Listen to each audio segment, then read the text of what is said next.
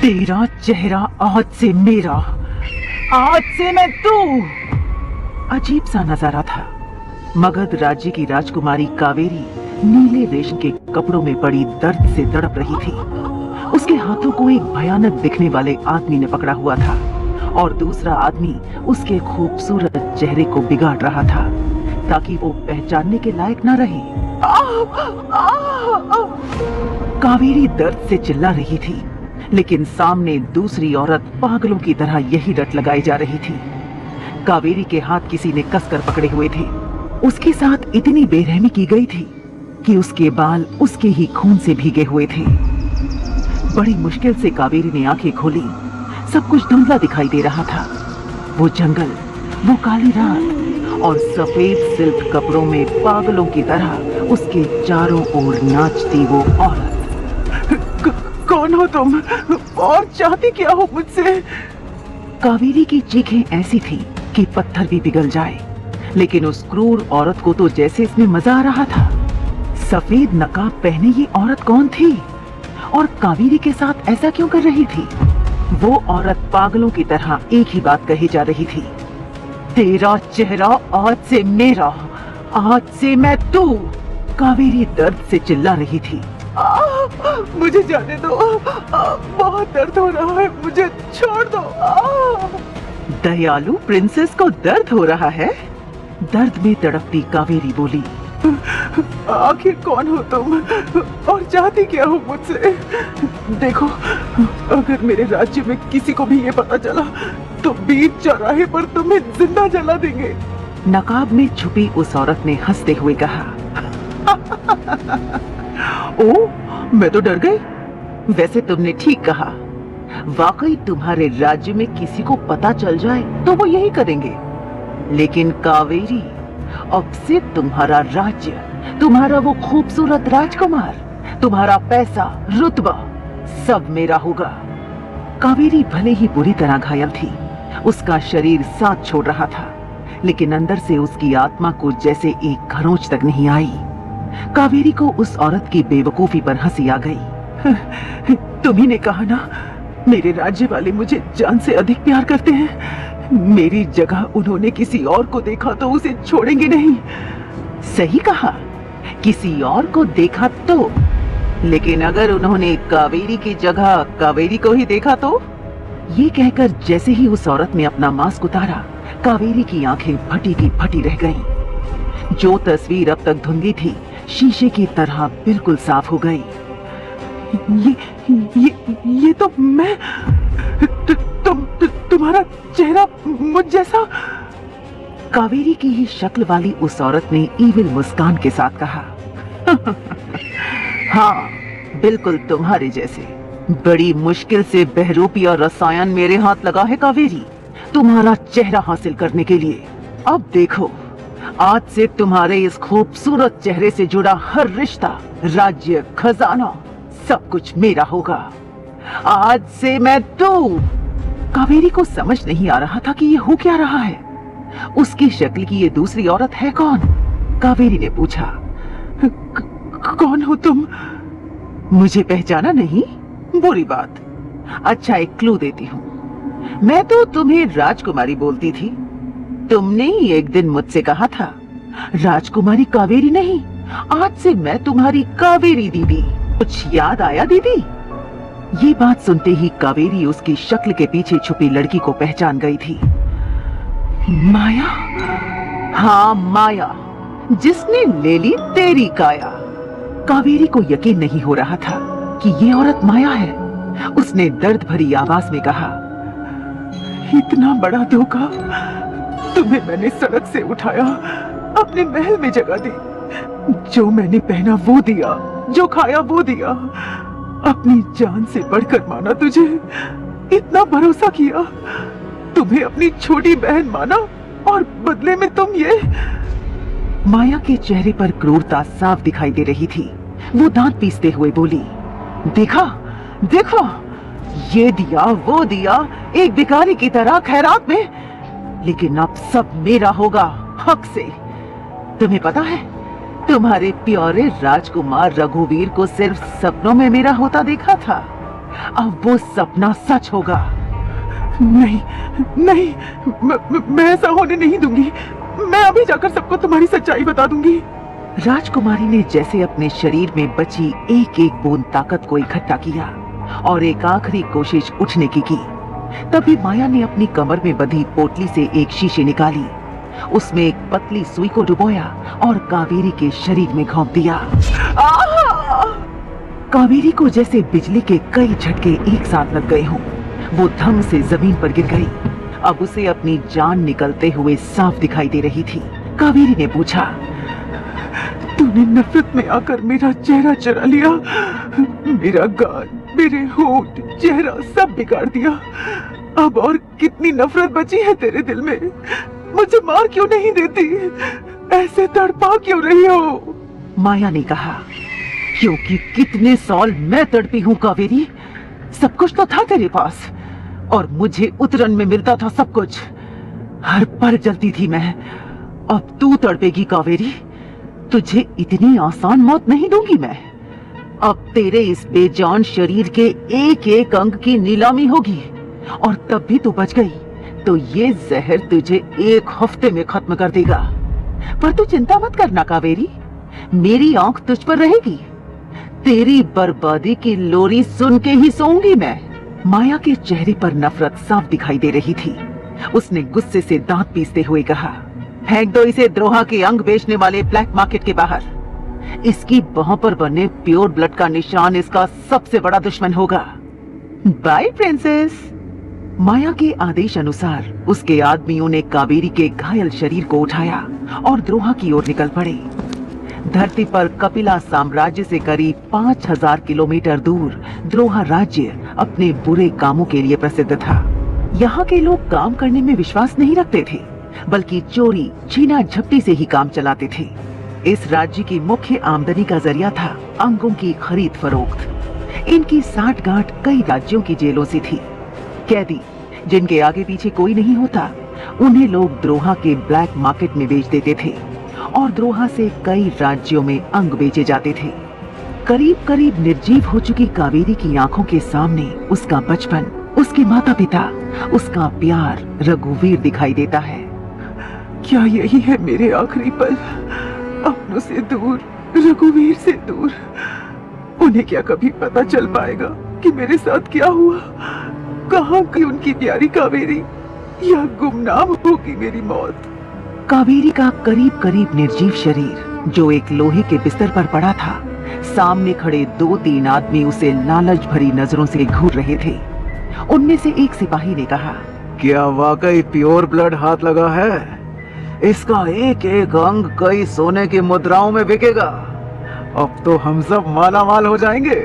सिपाही की ये बात सुनकर कावेरी की आंख खुली और उसने खुद को एक अजीब जगह पर पाया। कावेरी में इतनी भी ताकत नहीं थी कि वो आंख खोलकर देख सके कि उसके साथ क्या होने जा रहा था। उसकी सांसें उखड़ने ही वाली थी कि तभी द्रोहा के आसमान में एक अजीब घटना घटी। एक नीली रोशनी चंद सेकंड के लिए द्रोहा के आसमान पर चमकी और तुरंत ही एक छोटे गेंद के आकार में बदलकर सीधा कावेरी के शरीर में समा गई। कावेरी को जैसे बिजली के 100 झटके लगे। वो अपने बिस्तर से 2 फुट ऊपर उछली और धम से वापस गिर पड़ी। फिर उसका शरीर दोबारा हवा में उठा और फिर धम। ये क्या हो रहा है मेरे शरीर को? कावेरी की भयंकर दर्द भरी चीख गूंजी और तभी एक अजीब आवाज आई। ये कहाँ आ गई मैं? किसका शरीर है ये? कावेरी चौंक गई। ये आवाज उसकी नहीं थी, बल्कि किसी और लड़की की थी जो उसके अंदर से आ रही थी। कावेरी ने अपनी कमजोर आवाज में पूछा, कौन हो तुम और मेरे शरीर में क्या कर रही हो?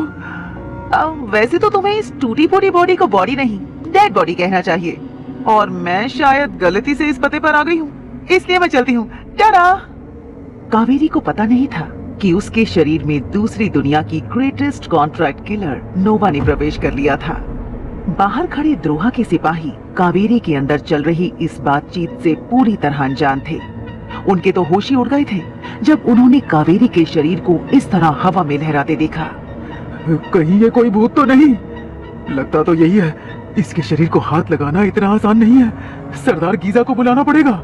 इतना कहकर वो दोनों वहां से भाग खड़े हुए। इधर कावेरी के शरीर के अंदर मौजूद आत्मा को चिढ़ मचने लगी। ये क्या मुसीबत है? मैं इस शरीर से निकल क्यों नहीं पा रही? तभी ब्रह्मांड से एक गूंजती हुई आवाज आई जो केवल नोवा ही सुन सकती थी। तुमने कॉन्ट्रैक्ट लेकर भी उस अपराधी को जिंदा छोड़ दिया। अपना कॉन्ट्रैक्ट पूरा ना कर पाने की सजा है ये। जब तक तुम इस शरीर का उद्देश्य पूरा नहीं करोगी, तुम अपनी दुनिया में वापस नहीं जा सकती। क्या मुसीबत है ये? कितनी बार कहा कि मैं बहक गई थी। मुझे इस शरीर में नहीं रहना। सजा भी देनी है तो कोई दूसरा शरीर दो। नोवा चिल्लाती रही, लेकिन ब्रह्मांड से कोई जवाब नहीं मिला। वो समझ गई कि अब कोई और रास्ता नहीं बचा। उसने कावेरी से कहा, सुन लड़की, तुझे बता क्या चाहिए? कोई खजाना चाहिए? कुछ अच्छा खाना है मरने से पहले? जो बोलेगी मैं करूंगी। कावेरी ने कमजोर आवाज में कहा, कौन हो तुम? क्या कर सकती हो? तुम्हारे लिए मैं कौन हूँ इससे ज्यादा जानना ये जरूरी है कि ऐसा कोई भी काम नहीं है जो मैं नहीं कर सकती। तुम सच में मेरा काम करोगी? और कोई ऑप्शन नहीं है मेरे पास, करना ही होगा। जिस कावेरी ने अपनी सारी उम्मीद छोड़ दी थी, उसके मन में एक उम्मीद की किरण जागी। मैं मगध राज्य की राजकुमारी कावेरी हूँ। मेरे माँ बाप, भाई बहन मुझे बहुत प्यार करते थे और मेरे बचपन का प्यार राजकुमार रघुवीर भी। हमारी मन, लेकिन जिसे मैंने दिल से अपना माना, अपनी बहन कहा, उसी ने मुझसे मेरी पहचान छीन ली और अब वो मेरा सब कुछ लूटने निकल पड़ी है। कावेरी की ये बात सुनकर नोवा को बहुत बुरा लगा।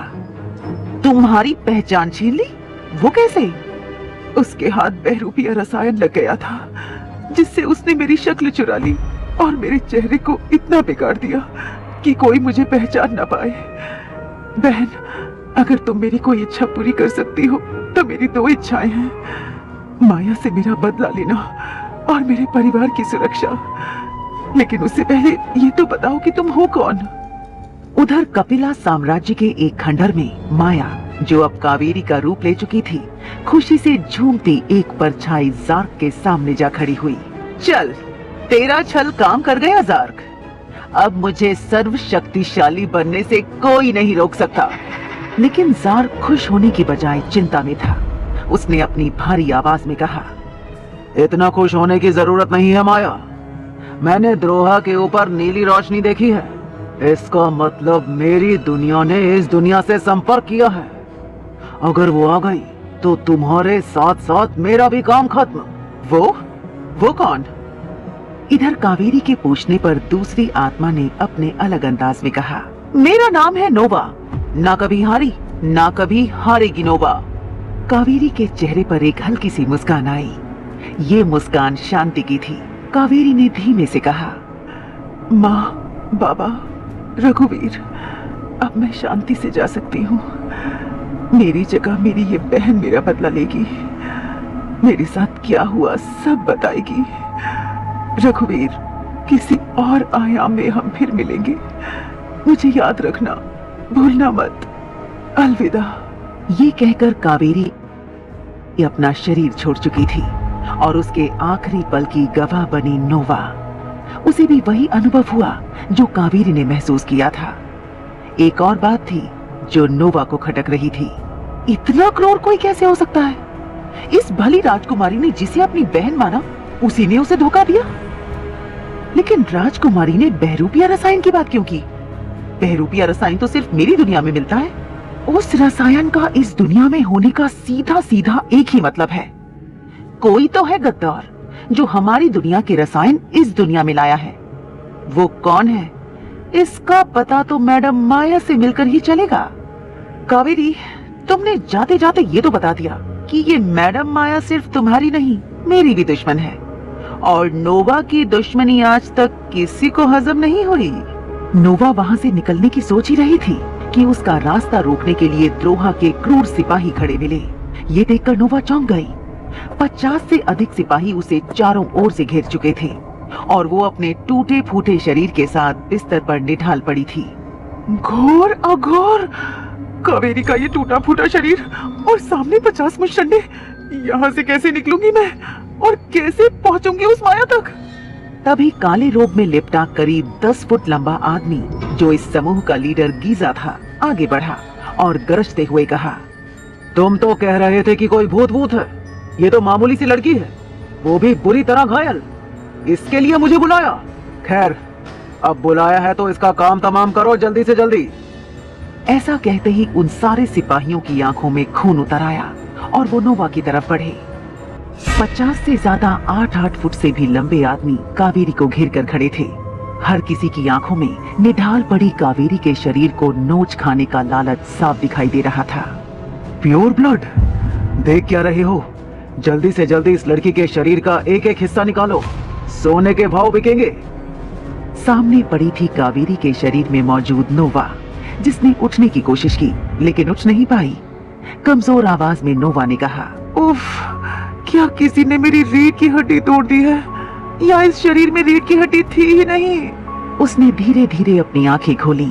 चारों ओर धुंधली रोशनी में दिखते काले लंबे चौड़े सिपाही, ठंडे लोहे का बिस्तर और फिर दिमाग में कौंधती हुई अनगिनत यादें, जो उसकी अपनी नहीं कावेरी की थी, जिसकी यादें, इमोशंस, दर्द सब नोवा के अंदर बस गए थे। एक तो ये शरीर घायल है, ऊपर से उस बेचारी कावेरी का दर्द मैं महसूस कर पा रही हूँ। इस दर्द में कैसे लड़ूं इन लोगों से? पर सोचने का समय नहीं था। द्रोहा के लीडर गीजा की भारी आवाज गूंजी, चलो इसे उठाओ, प्योर ब्लड की बहुत ऊंची कीमत मिलेगी, सुबह होने से पहले ही सौदा कर देंगे। नोवा ने कहा, अरे भाई, मेरा नया नया शरीर है, भले ही दिखने में अस्थि पंजर हिला हुआ है, लेकिन ऐसे ही थोड़ी कोई भी ले जाएगा। नोवा धीरे से कराती हुई उठने का नाटक कर रही थी। 2 सैनिक उसे पकड़ने के लिए आगे बढ़े। तभी इससे पहले कि वो कुछ समझ पाते, नोवा हवा में उछली। उसकी कलाई सैनिक के चेहरे पर चमकी और अगले ही पल धड़ाम, एक सैनिक जमीन पर पड़ा कराह रहा था। गीजा ने गुस्से में कहा, ये तो मरने वाली थी। मरे नोवा को मारने वाले। नोवा ने ये कहकर द्रोहा के उस ब्लैक मार्केट में तूफान मचा दिया। कावेरी के टूटे बिखरे शरीर को हवा में उछालते हुए और गिरते हुए सैनिकों को देखकर लोग दहशत में आ गए। ऐसा लग रहा था जैसे कोई सर्कस चालू हो। नोवा किसी ट्रेन्ड फाइटर की तरह इधर उधर उड़ते हुए अपने कराटे मूव से एक एक करके सैनिकों को चित कर रही थी। तभी किसी ने उसके बाल पकड़ लिए और नोवा को उछालकर एक दीवार पर पटक दिया। पहले से घायल नोवा के सिर पर इतनी जोर की चोट लगी कि उसकी चीख निकल गई। उसे मारने वाला द्रोहा का सबसे खतरनाक लीडर, मौत का दूसरा नाम गीजा था। नोवा का सिर एक पल को चकराया, लेकिन वो फिर से अपने पैरों पर खड़ी हो गई। हवा में उछलकर नोवा ने जोरदार किक गीजा के मुंह पर मारी। वो 5 फुट पीछे गिर पड़ा। लीडर भी नोवा से शक्ति में कम नहीं था। वो तुरंत उठा। उसने अपनी तलवार निकाली और हवा में चला दी। नोवा अगर 1 सेकंड की भी देरी करती तो उसका सिर धड़ से अलग हो जाता, लेकिन आखिरी पल में नोवा नीचे झुकी और एक किक उसने लीडर के पेट पर मार दी। ओफ! गीजा के कराने की आवाज से नोवा को मौका मिल गया और उसने न जाने कितनी किक्स लीडर को उसी जगह पर मारी। लीडर के मुंह से खून निकलने लगा और वो वहीं ढेर हो गया। नोवा के चारों तरफ घायल सैनिक बिखरे पड़े थे। उसके पास यही मौका था वहां से निकलने का। नोवा के शरीर में इतनी जान नहीं थी कि वो उनसे और लड़ सके। जल्द से जल्द वहां से भाग निकलना ही एकमात्र रास्ता था। नोवा इस बात से अनजान थी कि कोई छुपकर ये सब देख रहा था और नोवा के निकलते ही वो भी चला गया। कौन था वो शख्स और उसके छुपकर देखने की क्या वजह हो सकती थी? नोवा वहां से भाग निकली और पतली गलियों से होकर बाहर निकलने का रास्ता ढूंढने लगी। सैनिक अब भी उसका पीछा कर रहे थे। नोवा छुपने के लिए एक कमरे में घुसी। कमरा पुराने स्टोर रूम जैसा था, जहां अंग चुराए हुए लोगों के उतारे हुए कपड़े और सामान बिखरे पड़े थे। नोवा सोच रही थी, ऐसे तो ये लोग मुझे पकड़ ही लेंगे, मुझे अपना हुलिया बदलना होगा। चेहरे पर लगे घाव, बदन पर किए गए वार, कावेरी का अपनाया हुआ बदन नोवा को बहुत तकलीफ दे रहा था। उसमें इतनी शक्ति नहीं थी कि वो और लड़ाई लड़ सके, इसलिए अपना हुलिया बदलने के लिए उसने उस स्टोर रूम को ध्यान से देखा, जहां उसे कुछ फटे पुराने कपड़े दिखाई दिए। उसने उन कपड़ों को पहना बोरी जैसे चिथड़े को मांस की तरह मुंह पर बांधा और खिड़की से कूदकर दूसरी तरफ उतर गई। अब नोवा ब्लैक मार्केट के उस हिस्से में थी जो बहुत ही अजीब था। वो एक जेल जैसी जगह थी जहां बहुत सारे लोग कैद थे, शायद अपनी मौत का इंतजार कर रहे थे। नोवा वहां से निकलने वाली थी, लेकिन उसके दिल में उन लोगों के लिए दया जाग गई। नोवा, तुझे यहाँ से निकलने की सोचनी चाहिए। ये दया दिखाने का समय नहीं है। क्या हो गया तुझे? नोवा अपने अंदर आई इस दया भावना से खुद चौंक गई और फिर उसने कहा, ये उस भली प्रिंसेस कावेरी का किया धरा है। मैं बिना इन्हें फ्री किए यहाँ से निकल ही नहीं पा रही। ऐसा कहकर नोवा ने एक एक करके जेल के सारे ताले खोल दिए और उन कैदियों को आजाद कर दिया।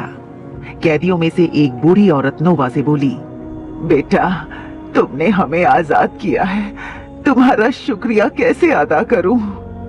बेटा सुनकर नोवा ने सोचा, लगता है मेरे हुलिये से मैं इन्हें कोई लड़का दिख रही हूँ। ठीक ही है, अगर किसी को पता ना चले कि मैं लड़की हूँ तो छिपने में आसानी होगी। अगर आपको शुक्रिया अदा करना है तो मुझे इस भूल भुलैया से बाहर निकलने का रास्ता बता दो। बूढ़ी औरत ने उसे अपने पीछे आने को कहा। कैद में फंसे सभी लोग गार्डन की ओर गए। वहाँ अंधेरे में एक सुरंग थी। सब उसी ओर बढ़ने लगे। नोवा ने पूछा, अगर वो सैनिक सुरंग के उस तरफ खड़े हुए तो? बूढ़ी औरत ने जवाब दिया, नहीं, ये सुरंग यहाँ कैद हुए लोगों ने खुद खोदी थी। किसी को इसके बारे में कुछ पता नहीं। इस सुरंग से तुम शहर के दूसरे हिस्से में पहुंच जाओगे। उसके बाद इस शहर से बाहर निकलने का रास्ता तुम्हें खुद ढूंढना होगा। एक एक करके सभी लोग सुरंग के रास्ते शहर के दूसरे हिस्से में निकल गए और अपने अपने रास्ते चले गए। अब नोवा उन अंधेरी गलियों में अकेली खड़ी थी। उसे कुछ समझ नहीं आ रहा था कि वो कहाँ जाए। अब यहाँ से कहाँ जाऊं? भूख के मारे पेट में चूहे कूद रहे हैं। ऊपर से ये जहर शरीर में फैलता जा रहा है। चाहे जो हो, मुझे इस जहर का काट ढूंढना ही होगा। इतनी बड़ी लड़ाई से थकी हुई नोवा कचरे के डिब्बे में कुछ खाने को ढूंढने लगी। उसे एक अध खाया हुआ सेब मिला और एक टूटा फूटा सा बर्तन। वो सड़क के किनारे सेब खाते हुए बैठ गई और वो टूटा फूटा सा बर्तन उसने सामने रख दिया कि शायद कोई कुछ दे जाए तो उसमें इतनी ताकत हो कि वो आगे बढ़ सके। भूख लगी है? एक आदमी की आवाज से नोवा का ध्यान टूटा। उसने आंखें ऊपर उठाई। एक लंबा चौड़ा सफेद रोब पहने और सिर पर एक गोल स्टार बना हुआ हेड गियर लगाए हैंडसम आदमी खड़ा था और उसे घूर रहा था। नोवा उस हैंडसम इंसान को देखते ही रह गई। आदमी ने फिर थोड़ी ऊंची आवाज में पूछा, मैंने कहा भूख लगी है? नोवा ने हाँ में सिर हिला दिया। उसे देखकर वो आदमी जेब में कुछ ढूंढने लगा। ये देखकर नोवा सतर्क हो गई। डरो मत, मेरा नाम आर्यमान है और मैं तुम्हें कुछ नहीं करूंगा। ये कहकर आर्यमान ने एक तांबे का सिक्का नोवा के कटोरे में डाल दिया। नोवा को वो इंसान भला लगा। उसने सोचा, अभी तक जितने आदमियों से मेरा सामना हुआ है उनमें सिर्फ यही आदमी भला मिला और देखने से बहादुर भी लग रहा है। बस इसी के साथ चिपके रहने में भलाई है। ये सोचकर नोवा ने सीधे आर्यमान के पैर पकड़ लिए। अरे छोड़, ये क्या कर रहा है? छोड़ मेरा पैर। लड़के के भेस में नोवा ने सोचा, अरे ये भी मुझे लड़का ही समझ रहा है, तो लड़का बने रहने में ही भलाई है। नोवा ने आर्यमान का पैर और जोर से जकड़ते हुए कहा, नहीं, मैं नहीं छोड़ूंगा। तुम्हें मेरी मदद करनी होगी। मुझे अपने साथ ले चलो प्लीज। अरे अपने साथ ले चलूं? तुम्हें पता भी है मैं कहाँ जा रहा हूँ? तमस वन, नाम तो सुना होगा।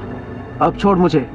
तमस वन का नाम सुनते ही नोवा के मन में ख्याल आया, तमस वन से होकर ही तो गुजरना होगा मुझे कपिला साम्राज्य तक जाने के लिए, और वहीं मुझे इस जहर का तोड़ भी मिलेगा। मुझे इस आदमी को किसी भी हालत में नहीं छोड़ना। नोवा ने आर्यमान से रिक्वेस्ट करते हुए कहा, अरे वहीं तो जाना है मुझे। देखिए, आप महान हैं, बलवान हैं, कितने अच्छे इंसान हैं। मेरे गरीब छोटे छोटे भाई बहन कपिला राज्य में रहते हैं। मैं वहां नहीं पहुंचा तो वो लोग भूख से बिलक बिलक कर मर जाएंगे। मैं कुछ नहीं कहूंगा, मुझे ले चलो। आर्यमान आगे बढ़ता गया, लेकिन नोवा उसका पैर छोड़ने का नाम ही नहीं ले रही थी। वो बहुत दूर तक घिसटती हुई चली गई। आखिरकार आर्यमान हार मान गया। उसने सोचा, ये ऐसे नहीं छोड़ेगा। वैसे भी इसे साथ रखने में नुकसान ही क्या है?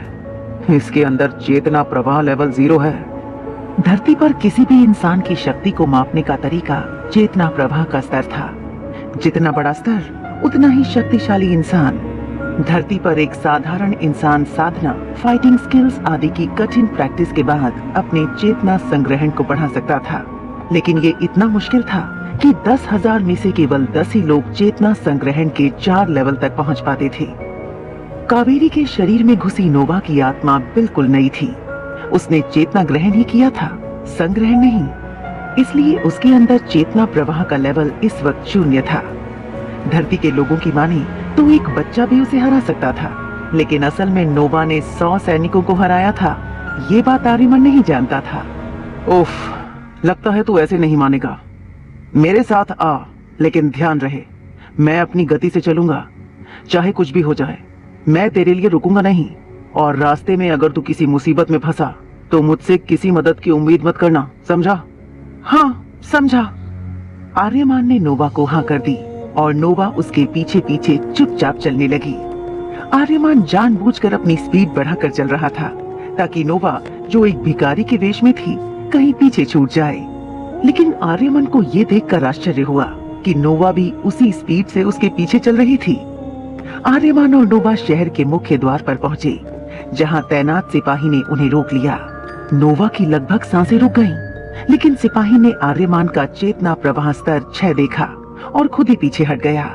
कोई भी मामूली सिपाही लेवल 6 के योद्धा को रोकने की कोशिश नहीं कर सकता था। उसे पता था कि लेवल 6 का योद्धा कितना खतरनाक हो सकता था। नोवा ने ये देखा और मन ही मन सोचा, मुझे भी इस आदमी के अंदर जो भी है उसे सीखना होगा, वरना मैं ऐसे ही छुपती रहूंगी। वहीं एक लेवल 6 के योद्धा के साथ एक भिखारी को देखकर सिपाही बोला, इतने बड़े योद्धा के साथ ये भिखारी क्या कर रहा है? सैनिक को शक हुआ, जिस पर नोवा तपाक से बोल उठी, मैं इनका छोटा भाई हूँ, बचपन में बिछड़ गया था, इसलिए भिखारी बन गया। नोवा की बात सुनकर आर्यमान ने मुंह बनाया और आगे बढ़ गया। अब नोवा द्रोहा शहर की सीमा से बाहर थी और वो दोनों तमस वन की ओर बढ़ रहे थे। दूसरी तरफ माया अपने कमरे में शीशे के सामने तैयार हो रही थी।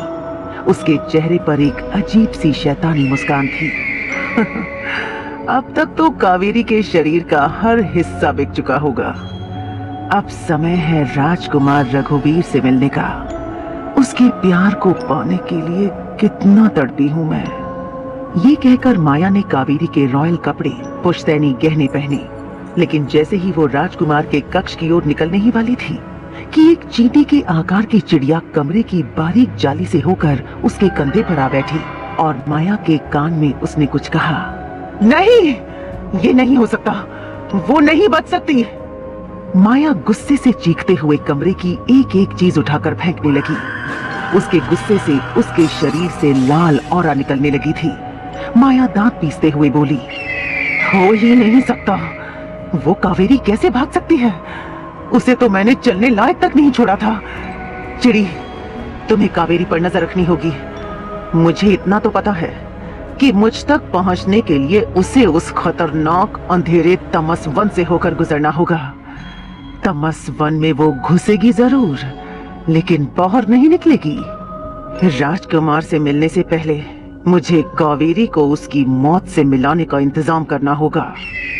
चिड़ी माया का आदेश सुनकर उड़ गई और माया किसी से मिलने निकल गई। वो एक विचित्र सी झोपड़ी के सामने आकर खड़ी हो गई, जिसका सिर्फ 1/3 हिस्सा जमीन के ऊपर था और बाकी का अंदर धंसा हुआ था। माया उसकी ओर देखते हुए जोर से चिल्लाई, वृद्धा, बाहर निकल, तेरी जरूरत है। वृद्धा, बाहर निकलो, मुझे तुम्हारी जरूरत है। माया चिल्लाई। कावेरी के धोखे से भाग निकलने की खबर ने कावेरी की पहचान चुरा चुकी माया को हिलाकर रख दिया था और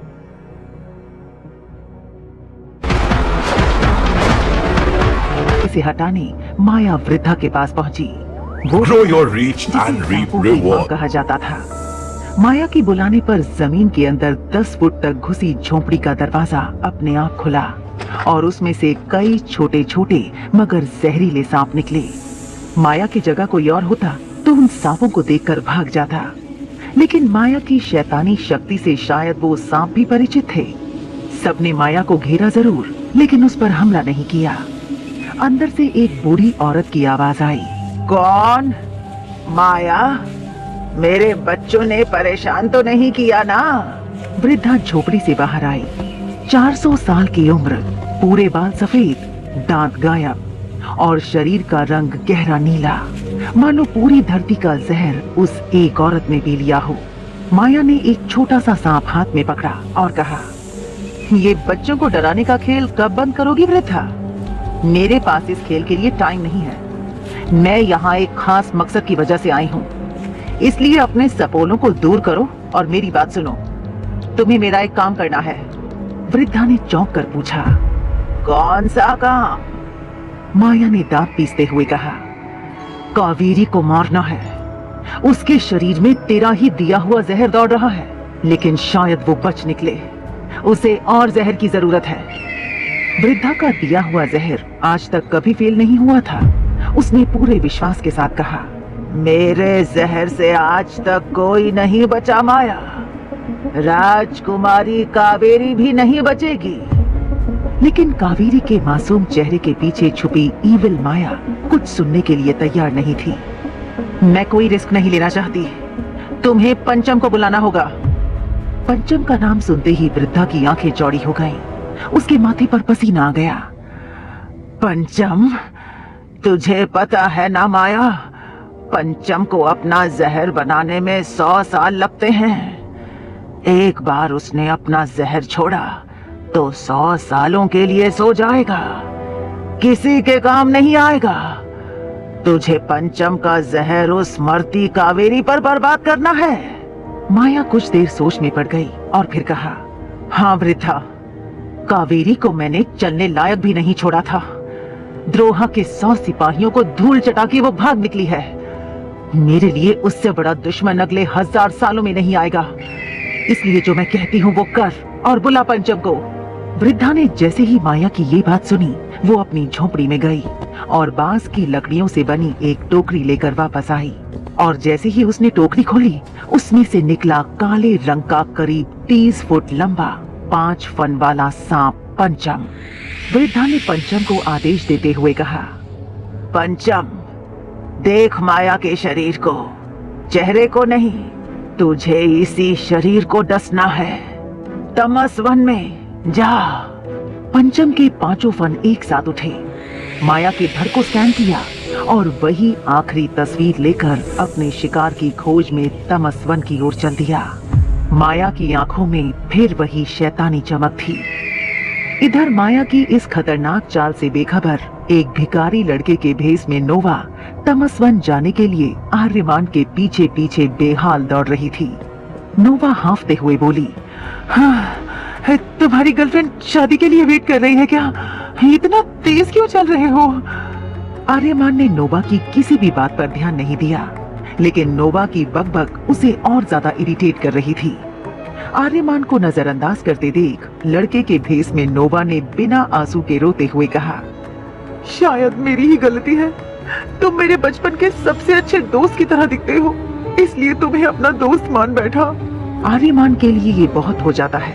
वो नोवा पर चिल्ला बैठा, ना तो मैं तुम्हारे बचपन का दोस्त हूँ, ना कभी दोस्त बनना चाहता हूँ। सुन लड़के, अगर मेरे साथ तमस वन चलना है तो चुपचाप चलना होगा।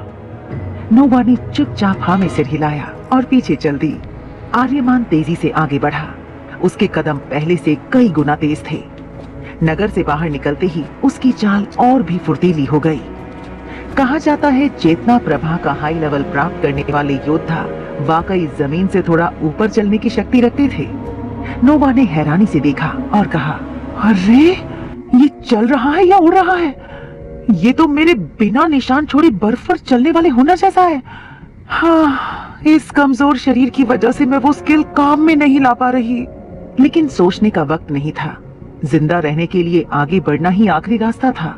वो चिल्लाई, अरे आर्यमान, रुको तो सही। लेकिन नोवा की दौड़ का कारण सिर्फ आर्यमान का पीछा करना नहीं था। उसे किसी के सहारे की जरूरत थी। लेकिन इस रास्ते के अलावा कोई और रास्ता था ही नहीं। और फिर नोवा के पास वक्त नहीं था। उसे जल्दी से जल्दी वो जड़ी बूटियां ढूंढनी थी जो उसके शरीर में फैले जहर को खत्म कर सके। जहर का ख्याल आते ही नोवा को माया याद आई, जिसने कावेरी के शरीर में ये जहर भरा था। नोवा ने मन ही मन कहा, माया, तुम्हारे सामने तो काली शक्तियां भी घुटने टेक दें। पहले कावेरी की पहचान चुराई, फिर उसके शरीर में ऐसा जहर डाला जो 1 हफ्ते में उसे मार ही देगा, और फिर भी मन नहीं भरा तो द्रोहा के ब्लैक मार्केट में फेंक दिया। लेकिन कोई बात नहीं माया, नोवा भी सारा हिसाब सूद समेत लौटाती है। आगे बढ़ते हुए आर्यमान के चेहरे पर एक हल्की शिकन आई। थोड़ी देर बाद वो अचानक रुका। उसने पीछे मुड़कर देखा और उसे बस कुछ सेकंड की राहत मिली, क्योंकि वो लड़का उसके पीछे नहीं था। लेकिन सिर्फ 2 सेकंड में ही उसकी खुशी वापस झंझलाहट में बदल गई थी। लड़के की भेस में नोवा अब भी पीछे थी। पतली दुबली सी काया, फटे हाल कपड़े और चेहरे पर धूल की मोटी परत। लेकिन वो हार मानने वालों में से नहीं थी। नोवा हांफते हुए उसके पास पहुंची। आधी झुकी हुई अपने घुटनों पर हाथ रखकर गहरी सांस लेते हुए उसने कहा, हाँ, हाय, थक गया मैं। तुम इतना तेज क्यों चलते हो? कोई रेस लगी है क्या? इस पर आर्यमान भी चौंक गया। आखिर एक कमजोर भिखारी जिसके पेट में एक दाना नहीं है, शरीर की इतनी बुरी हालत है, वो मेरी स्पीड से मैच कैसे कर पा रहा है? या तो फिर ये किसी रईस घर का बदमाश लड़का है जो मस्ती करने के लिए बाहर निकला है। और कोई भिखारी तमसवन क्यों जाएगा? इसके पीछे इसकी सुरक्षा के लिए सैनिक होंगे, इसलिए बिना डरे तमसवन जाने के लिए तैयार हो गया। सुन लड़के, तू भिखारी है या जो भी, ये जंगल खेल का मैदान नहीं, मौत का दरवाजा है। पर नोवा को इससे कोई फर्क नहीं पड़ा। उसने अब कुछ भी कहना जरूरी नहीं समझा, बस हल्के हल्के दौड़ते हुए उसके पीछे चलती रही। लेकिन अगर कोई गौर से देखता तो देख पाता कि उसके चलने का तरीका काफी अजीब था। इतना कि उसकी स्पीड आर्यमान से बहुत पीछे नहीं थी। नोवा आगे बढ़ रही थी, लेकिन एक बात से बिल्कुल अनजान थी। माया की पालतू चिड़ी उसके आसपास ही उड़ रही थी। अभी नोवा का शरीर जवाब देने लगा था। जहर का असर बढ़ने लगा था। भूख की वजह से सिर घूमने लगा था। उसके पैर अब भारी लगने लगे थे। हर कदम किसी बड़े पत्थर को घसीटने जैसा लग रहा था। धीरे धीरे आर्यमान और उसके बीच की दूरी बढ़ने लगी। आखिरकार एक रात की दौड़ के बाद नोवा ने सूरज की पहली किरण के साथ तमसवन के आउटर सर्कल में कदम रखा, लेकिन कहीं भी आर्यमन का कोई निशान नहीं था। नोवा को थोड़ा दुख तो जरूर हुआ, लेकिन उसके पास दुखी होने का वक्त नहीं था, बल्कि उसे वो जड़ी बूटी ढूंढनी थी जो उसके शरीर के जहर को काट सके। अपनी दुनिया में नोवा ने मेडिसिन, रसायन और जड़ी बूटी की बहुत अच्छे लेवल पर शिक्षा हासिल की थी। हर परीक्षा में उसके इतने अच्छे नंबर आते थे कि वो आसानी से एक डॉक्टर बन सकती थी। लेकिन असल में अपनी दुनिया में वो एक कॉन्ट्रैक्ट किलर थी। क्या राज था नोवा की उस दुनिया का?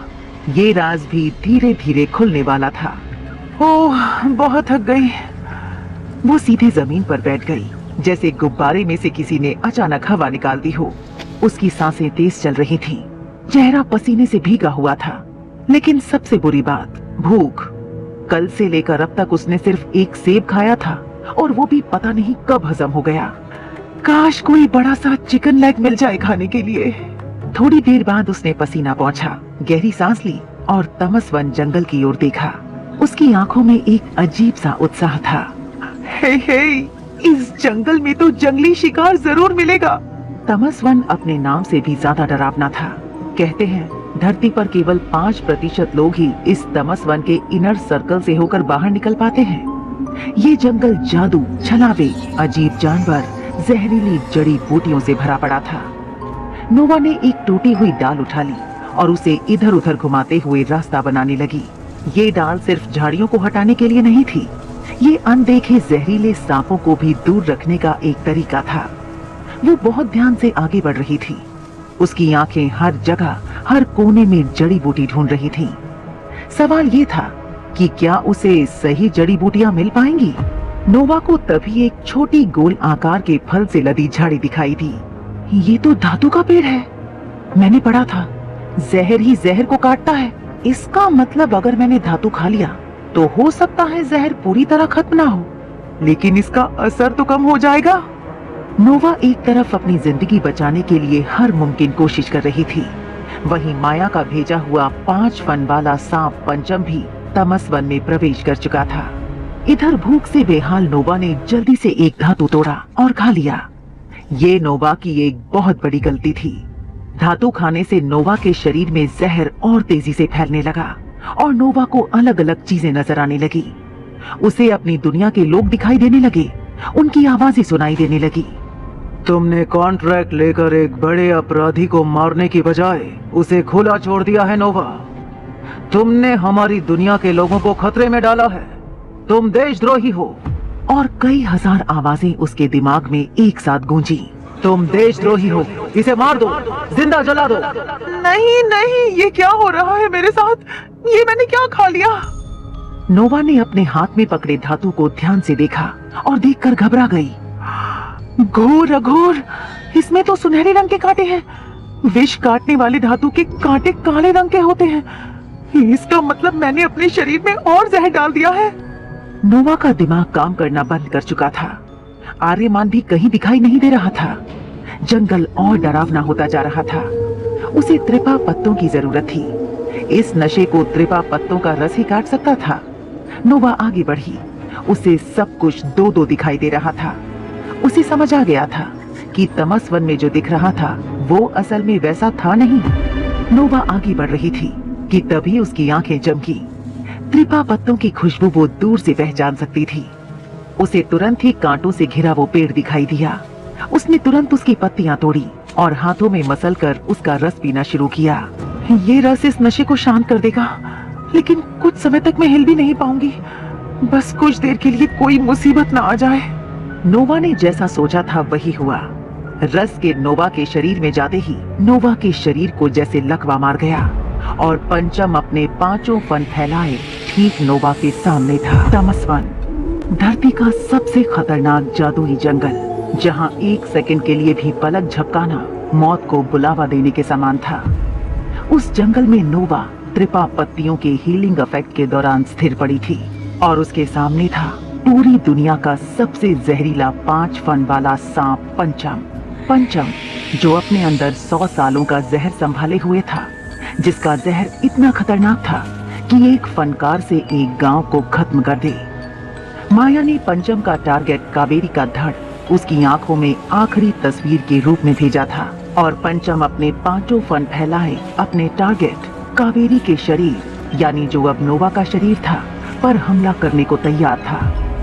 नोवा का शरीर हिल नहीं पा रहा था, लेकिन उसकी आंखें उस सांप को अपने ठीक सामने देख पा रही थी। नोवा ने मन ही मन सोचा, अब बस यही कमी रह गई थी। ये मेरा शरीर ना हुआ, जहर की फैक्ट्री हो गई। पहले माया का दिया जहर, उसके बाद धातु का, और अब ये भी अपना जहर इसी फैक्ट्री में डालने आ गया है। नोवा, ऐसे पड़े रहने से काम नहीं चलेगा। उठ उठ, वरना ये सांप तुझे बड़े आराम से बार बार डसता ही रहेगा। नोवा ने अपने शरीर में शक्ति जुटाने की भरपूर कोशिश की, लेकिन उसका लकवाग्रस्त शरीर हिलने का नाम नहीं ले रहा था। सांप धीरे धीरे रेंगते हुए नोवा के शरीर पर चढ़ा और उसकी छाती पर बैठ गया। नोवा के चेहरे से उस सांप की दूरी मुश्किल से 2 इंच भी नहीं होगी। अब ये क्या मेरे घायल खराब चेहरे को डसेगा? यही शायद तेरा अंत था नोवा। घोर अघोर, मेरा अंत हुआ। मेरे लिए दूसरी बॉडी तैयार रखना। Goodbye. ये कहकर नोवा ने अपनी आंखें बंद कर ली। नोवा अपनी मौत को गले लगाने के लिए तैयार ही थी कि वहाँ एक अजीब घटना घटी। तमस वन के घनघोर जंगल में, जहाँ इस वक्त नोवा और पंचम सांप के अलावा कोई नहीं था, एक पत्थर नोवा से कुछ दूर आकर गिरा। पंचम का ध्यान भटका और वो उस पत्थर की दिशा में रेंगता हुआ चला गया। अब तक नोवा के सिर और पैरों में जान वापस आ चुकी थी। नोवा को आश्चर्य तो हुआ कि ये पत्थर कौन फेंक सकता है, लेकिन उसने इस मौके का फायदा उठाया और वहाँ से जाने के लिए उठी। नोवा वहाँ से भागने ही वाली थी कि नोवा को अपने ठीक पीछे फुफकारने की आवाज सुनाई दी और इससे पहले कि वो कुछ समझ पाती, अचानक वो सांप पीछे से झपटा और नोवा को टांग पर काट लिया। नोवा को ऐसा दर्द हुआ जैसे कई लाख सुइयां किसी ने एक साथ उसके शरीर में घोंप दी हों। गलत किया, पीछे से वार किया, गलत किया। अब इस सांप के पाप का हिसाब लूंगी मैं। नोवा के अंदर के गुस्से ने जैसे उसका पूरा चेहरा ही बदल दिया था। उसकी आंखों की पुतलियों ने प्रकाश का रूप ले लिया था। उसकी बॉडी किसी वॉरियर की तरह स्टिफ हो गई थी। उसने तेजी से पलटकर एक हाथ से सांप का सिर और दूसरे हाथ से उसके शरीर का 7वां इंच पकड़ लिया। ये सांप के पिछले पूंछ की तरफ का हिस्सा था। नोवा को पता था कि ऐसे पकड़ने से सांप हिल नहीं सकता। हुआ भी यही। पंचम गुस्से में फुफकार रहा था। उसका जहर भी उड़कर आसपास गिर रहा था। जिस पेड़ पर भी वो जहर गिरता वो तुरंत झुलस जाता। कावेरी के घायल और कमजोर शरीर में आई नोवा अपनी पूरी ताकत लगाकर उस सांप को पकड़े हुए थी। नोवा ने सोचा, ऐसे पकड़े रहने से ये सांप नहीं मरेगा, इसकी गर्दन को पकड़ना होगा। नोवा अपना एक हाथ धीरे धीरे पंचम के मुंह के ठीक नीचे ले गई, जबकि दूसरे हाथ से पूंछ पकड़ी रही। फिर अपनी उंगलियों से जोर लगाकर उसने पंचम की गर्दन को दबा दिया। एक तेज आवाज गूंजी और सांप का 30 फीट का शरीर बुरी तरह मरोड़ खा गया। सांप ने जोर से आखिरी बार फुफकारा। उसका शरीर कुछ देर तड़पा और फिर ढीला पड़ गया। नोवा ने राहत की सांस लेते हुए कहा, उफ, मर गया, अब जाकर शांति मिली। एक बात समझ नहीं आई, आखिर किसने फेंका था वो पत्थर? कौन था जिसके लिए जरूरी था कि मैं जिंदा रहूं? कोई दोस्त या दुश्मन? एक और नजर थी जिससे नोवा अब तक अनजान थी। माया की पालतू चिड़ी, जो अपनी मालकिन माया को ये बुरी खबर देने कपिला पैलेस के लिए निकल चुकी थी। इधर कपिला महल में माया कावेरी के प्यार राजकुमार रघुवीर से मिलने उसके कमरे में गई। माया को विश्वास था कि राजकुमार कभी भी ये नहीं पहचान पाएगा कि उसके सामने खड़ी राजकुमारी कावेरी असल में माया है। राजकुमार रघुवीर अभी अभी शाही स्नान से होकर आया था। उसके बाल अब भी भीगे हुए थे। वो बस तैयार होने ही जा रहा था, इस बात से बेखबर कि माया दरवाजे पर खड़ी उसे निहार रही थी। माया ने रघुवीर को देखते ही सोचा, उफ, कितने खूबसूरत है राजकुमार रघुवीर। इन्हें पाने के लिए क्या कुछ नहीं किया मैंने। अपना चेहरा, अपनी पहचान हमेशा के लिए मिटा दी। इतनी नेक दिल राजकुमारी कावेरी का चेहरा बिगाड़कर मरने के लिए छोड़ दिया।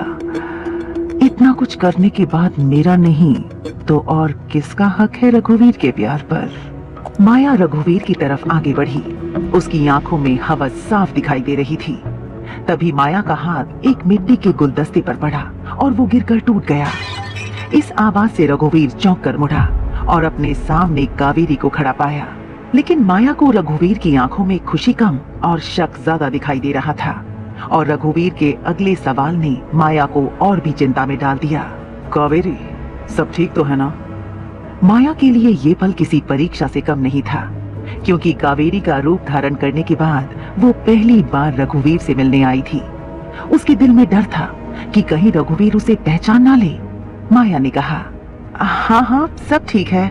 क्यों पूछ रहे हो? रघुवीर माया के पास आया और बड़े प्यार से माया के गाल सहलाते हुए बोला, तुमने तो कहा था कि तुम मेरे कमरे में हमारी एंगेजमेंट के बाद ही आओगी, इसलिए तुम्हें पहली बार मेरे कमरे में देखकर मैं चौंक गया। माया को समझ में आ गया था कि उसने एक बड़ी गलती कर दी थी। उसके पास राजकुमारी कावेरी का चेहरा तो था, लेकिन उसकी यादें नहीं थी। माया ने सोचा, अगर मैंने इस बात को यही नहीं संभाला तो रघुवीर को शक हो जाएगा। माया ने बड़े प्यार से रघुवीर के गले में बाहें डालते हुए इतना कर कहा, हाँ कहा तो था, लेकिन अपने हैंडसम राजकुमार से दूर नहीं रह पाई। राजकुमार रघुवीर के सामने खड़ी कावेरी बदली बदली सी लग रही थी। उसने कावेरी का इतना बोल्ड अंदाज कभी नहीं देखा था। माया रघुवीर को ऐसे शक की नजरों से देखते हुए घबरा गई। माया ने कहा, क्या हुआ? मैंने कुछ गलत कहा क्या? नहीं, गलत नहीं, बस थोड़ी बदली सी लग रही हो। ऐसे तो मेरा हाथ पकड़ने पर भी शर्म से लाल हो जाती थी, और अब? कावेरी ने पकड़े जाने के डर से तुरंत अपना सुर बदला। तुम तो पकड़े गए राजकुमार। मैं तो तुम्हारा टेस्ट ले रही थी कि अगर मैंने थोड़ी भी ढील दी तो तुम कैसे रिएक्ट करोगे। तुम वाकई में बहुत साफ दिल के इंसान हो राजकुमार। अच्छा, तुम आराम करो, मैं चलती हूँ। ये कहकर माया वहाँ से निकल गई। माया को जाते देखकर रघुवीर ने अपने आप से कहा, लगता है मैंने कावेरी का दिल दुखा दिया, लेकिन मुझे क्यों वो इतनी बदली बदली लग रही थी? या मैं ही ज्यादा सोच रहा हूँ? अपनी इतनी खूबसूरत राजकुमारी पर शक कैसे कर सकता हूँ? इधर कमरे से निकलते ही माया दांत पीसते हुए खुद से बोली, माया अपनी हवस को संभाल, खुद की तरह नहीं उस बोरिंग कावेरी की तरह सोच। मुझे आगे से बहुत ध्यान से पेश आना होगा राजकुमार के सामने। इधर महल में माया ये सोच ही रही थी कि उसकी नजर चिड़ी पर पड़ी और उसकी आंखों में खून उतर आया और उधर तमस वन में नोवा के शरीर में जहर और बढ़ गया था। पहले ही उसके शरीर में माया का दिया जहर था और पंचम के काटने से जहर की मात्रा कई गुना बढ़ गई थी। हाँ, मैं अब और इंतजार नहीं कर सकती। मुझे उस स्पेशल बूटी काटक की तलाश करनी ही होगी। काटक, ये वो बूटी थी जिसको एक खास तरीके से खाने से दुनिया का सबसे जहरीला जहर भी कट जाता था। नोवा लड़खड़ाते कदमों से आगे बढ़ी और तमस वन के इनर सर्कल में प्रवेश कर गई। तमस वन का इनर सर्कल आउटर सर्कल से भी अधिक जादुई था। जो पेड़ मजबूत दिखाई देता वो छूने पर रबर की तरह लचीला निकलता था और जो झाड़ी एकदम कमजोर दिखाई देती थी उसे काट कर आगे बढ़ने में घंटों लग जाते थे। इसी तरह आगे बढ़ते हुए नोवा की आंख अचानक चमकी। उसे वो दिखाई दिया, गुलाबी पत्तियों वाला पीला फूल। काटक, यही तो काटक है। मुझे इसके बीज चाहिए। नोवा ने वो फूल तोड़ा और उसके बीज निकाल लिए। लेकिन नोवा की मुसीबत यही खत्म होने वाली नहीं थी। नोवा को पता था कि इस बीज को बिना आग में जलाए खाने से कुछ असर नहीं होगा। लेकिन इस जंगल में जहाँ अब भी ओस की बूंदें थीं, वहाँ भला वो आग कैसे जलती? नोवा ने दिमाग लगाया और उसे अघोर की एक स्किल ध्यान में आई। नोवा ने कहा, अगर थोड़ी भी सूखी लकड़ियां मिल जाएं, तो मेरा काम हो जाएगा। उफ, घोर अघोर, ये कहाँ फंसा दिया। क्या काम करने की ट्रेनिंग ली थी मैंने और क्या कर रही हूँ। लड़ाकू से लकड़हारा बन गई। अभी भी थोड़ी रोशनी थी, इसलिए उसने एक सूखा पेड़ ढूंढा और सबसे पुराना तरीका अपनाकर आग जलाने लगी। मगर नमी की वजह से आग जलाने में उसे 1 घंटे से भी ज्यादा समय लग गया और इस चक्कर में उसके हाथों में छाले भी पड़ गए थे। लेकिन आखिरकार नोवा की मेहनत सफल हुई। आग जल गई। उसने तुरंत एक टहनी को छीलकर उसमें बीज डाले और उसे भूनकर खा लिया। नोवा ने कहा, इस बूटी का असर होने के लिए पूरी 1 रात लगेगी। बूटी पेट में जाने से थोड़ी भूख भी मिट गई है। ऐसा करती हूँ, सो जाती हूँ। अब जो होगा सुबह देखा जाएगा। ये कहकर नोवा एक बड़े पेड़ पर चढ़ गई और वहाँ एक आरामदायक डाली ढूंढकर वहाँ लेट गई। उसे ये नहीं पता था कि पास के एक पेड़ पर एक काली परछाई चुपचाप उसकी हर हरकत पर नजर रखे हुए थी। वो काली परछाई किसी और की नहीं बल्कि आर्यमान की थी। आर्यमान की गहरी काली आंखों में हल्की हैरानी झलकी। उसे इस छोटे से भिखारी से फिर से मिलने की उम्मीद नहीं थी। उसे लगा था कि तमस वन के खतरे को देखकर वो यहाँ से चला जाएगा, लेकिन किसे पता था कि वो अकेले ही जंगल के अंदर तक आ पहुंचेगा, जैसे उसे यहाँ के खतरे का एहसास ही ना हो। हाँ, एक परेशानी आई थी, लेकिन आर्यमान ने पत्थर फेंककर उस लड़के को बचने का मौका दिया था। आर्यमान का स्वभाव ठंडा और बेरुखी से भरा था, इसलिए आमतौर पर वो नोवा, जो एक भिखारी लड़के के भेष में थी, उस पर ध्यान नहीं देता। लेकिन न जाने क्यों उसने वहाँ से जाने के बजाय छुपकर उसे देखने का फैसला किया और इस भिखारी लड़के की आग जलाने के तरीके से वो काफी चौंक गया था। क्या सिर्फ लकड़ी रगड़ने से आग जलाई जा सकती है? इस छोटे भिखारी का तरीका तो बिल्कुल ही अनोखा था। एक बड़ी लकड़ी में छेद करके छोटी लकड़ी डालकर लगातार रगड़ने से आग पैदा हुई थी। इतनी मेहनत के बाद भी वो भिखारी लड़का इतना निश्चिंत था कि आर्यमन यहाँ से भी उसकी खर्राटों की आवाज सुन सकता था। कैसा लापरवाह लड़का है, भेड़ियों की आवाज के बीच भी खर्राटे मारकर सो रहा है। अगली सुबह जंगल में पक्षियों की चहचहाहट सुनकर नोवा की नींद खुली। अधजगी हालत में उसने दोनों हाथ फैलाए, अंगड़ाई ली और जम्हाई ली और फिर धड़ाम से नीचे गिर पड़ी। वो जोर से चिल्लाई और पेड़ के नीचे घास और मिट्टी में जा गिरी। नीचे गिरते ही नोवा उल्टियां करने लगी। आर्यमान ने जो देखा उसके पैर जम गए। ये कोई नॉर्मल उल्टियां नहीं थी। नोवा नीले रंग के खून की उल्टी कर रही थी। आर्यमान दौड़कर नोवा के पास गया।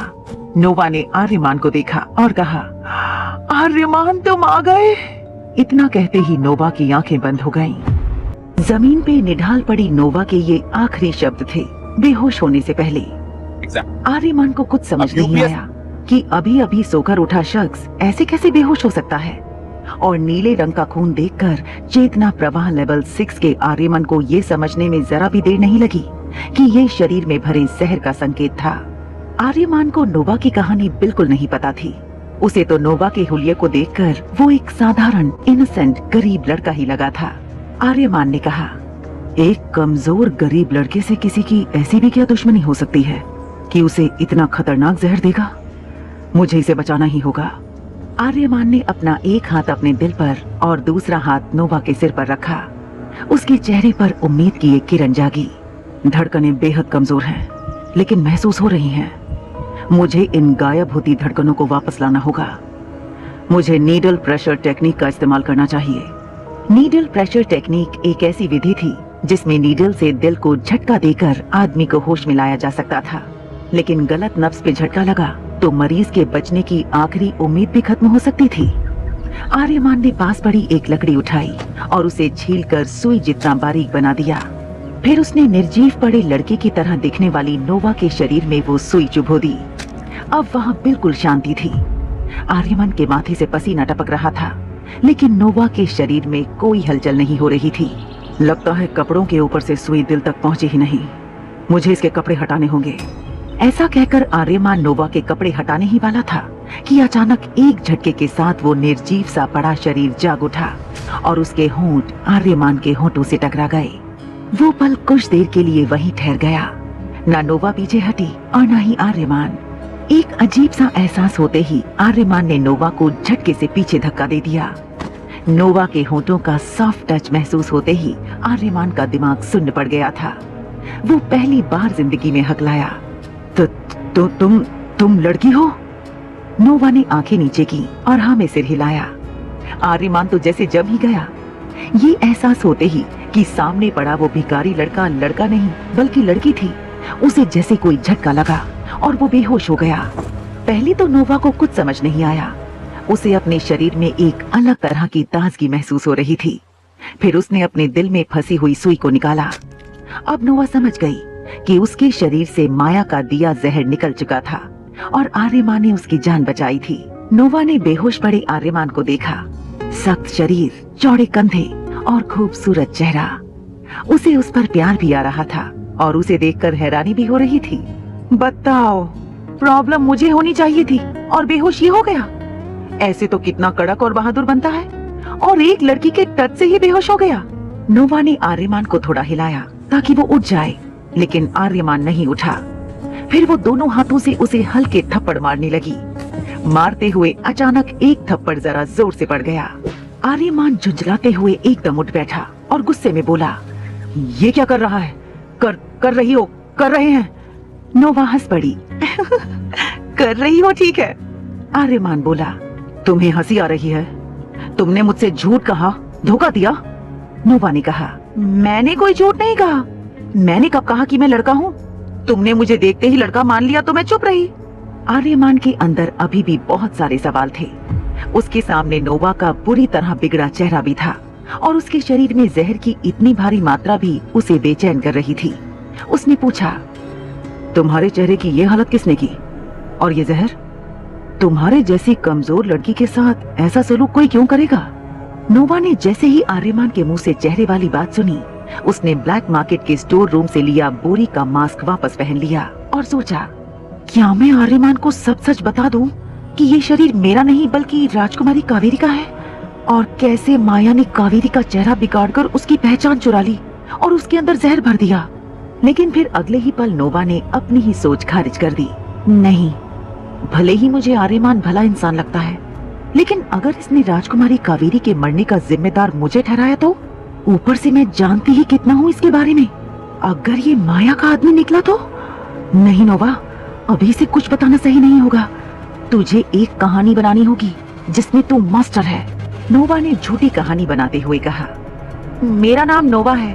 वो मेरी माँ सौतेली है। मेरी सौतेली बहन से ज्यादा खूबसूरत मैं थी। मेरी सौतेली बहन को देखने आए लड़के ने मुझे पसंद कर लिया तो मेरी सौतेली माँ ने मेरी ये हालत कर दी। बहुत बुरा हुआ तुम्हारे साथ। सौतेली माँ के अत्याचार की कहानी पहले कभी सुनी नहीं, एकदम ओरिजिनल है। खैर, तुम एक लड़की हो और एक लड़की का इस तरह जंगल में अकेले घूमना ठीक नहीं है, तो मेरे साथ ही रहो। साथ मतलब पीछे पीछे। नोवा को भी आर्यमान की बात से समझ आ गया था कि उसे उसकी इस कहानी पर बिल्कुल भरोसा नहीं, लेकिन अभी के लिए ये बात टल गई थी। उसके लिए इतना ही काफी था। लेकिन आर्यमान उससे आगे भी सवाल पूछ सकता था, इसलिए उसने कहा, अब नहीं, मैं ठीक हूँ अकेले।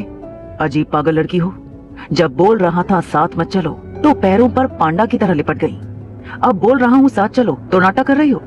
तुम्हारा दिमाग तो सही है, अगर तुम जिंदा रहना चाहती हो तो चलो। नोवा ने उसे घूरा, फिर उसने गहरी सांस ली और कंधे उचका दिए। दोनों चल पड़े। नोवा और आर्यमान दोनों ये जानते थे कि ये यात्रा आसान नहीं होने वाली थी। नोवा का डर सही था। कपिला पैलेस में कावेरी की पहचान चुरा चुकी माया को जैसे ही ये खबर मिली कि नोवा ने 10,000 सांपों से भी ज्यादा जहरीले पंचम को मार दिया, तो वो बुरी तरह हिल गई। गुस्से में दांत पीसते हुए माया गुर्राई, मैंने कावेरी को कमजोर समझकर गलती की। ऐसा तो नहीं कि मैंने कावेरी का चेतना प्रवाह गलत पढ़ा। जिस वक्त मैंने कावेरी को अगवा किया वो मेडिटेशन कर रही थी।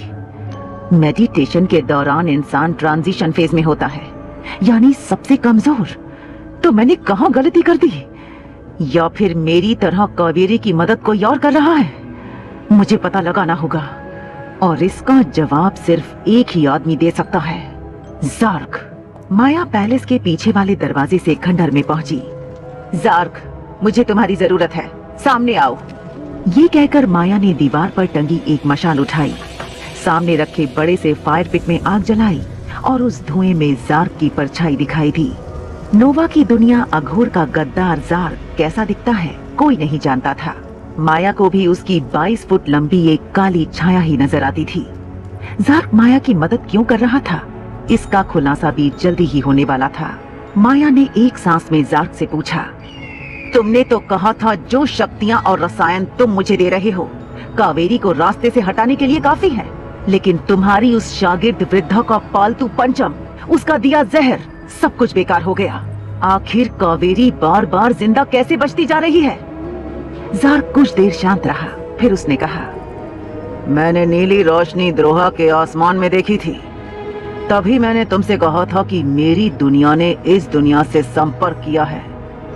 हो सकता है जैसे मैं तुम्हारा साथ दे रहा हूँ, मेरी दुनिया से कोई और कावेरी का साथ दे रहा हो। देखो माया, जब तक तुम ये नहीं पता लगा पाओगी कि उस दुनिया से यहाँ आया कौन है, मैं कुछ नहीं कर सकता। तुम्हें मेरे दिए हुए मोहक रसायन का इस्तेमाल करना होगा। वो कैसे करना है ये तुम्हें अच्छे से पता है। इतना कहकर ज़ार्क गायब हो गया। माया ने सोचा, मोहक रसायन यानी वो रसायन जिससे मैं एक पूरे समूह या पूरी एक सेना को हिप्नोटाइज करके अपना काम निकलवा सकती हूँ। इधर माया कावेरी को बर्बाद करने के लिए हर हद तक जाने को तैयार थी। वहीं इससे बेखबर आर्यमान आगे चल रहा था, लेकिन उसके दिमाग में नोवा का सॉफ्ट टच बार बार घूम रहा था। वो झटके से रुका और फिर उसने अपना सिर झटका। बकवास। उसने खुद को मन ही मन डांटा। वो कोई कमजोर दिल वाला व्यक्ति नहीं था जो इस तरह की चीजों में उलझ जाए, लेकिन उसे भी समझ नहीं आ रहा था कि उसे हो क्या रहा था। पीछे से नोवा की हल्की सी आवाज आई, आर्यमान, मुझे लगता है तुम बुरे नहीं हो। जब तुमने मुझे एक चांदी का सिक्का दिया था तभी से मुझे यकीन हो गया था कि तुम एक अच्छे इंसान हो। आर्यमान ने बस गहरी सांस लेकर खुद को शांत किया।